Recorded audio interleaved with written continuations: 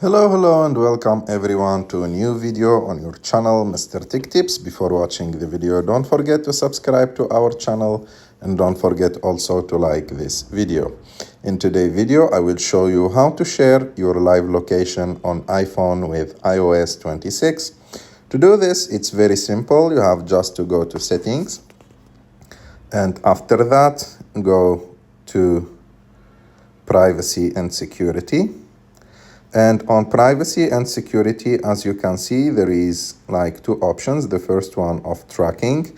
It will let your phone, let the other apps to track your activities.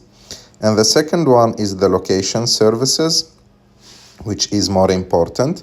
So as you can see, there is two important options that you should activate. The first one is the location services.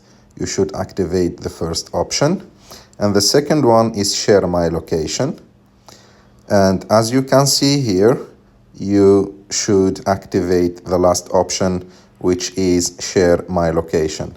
And like that, you will share your live location on iPhone with iOS 26. I hope that you like this video. If you like this video, don't forget to subscribe to our channel, to like this video, and see you.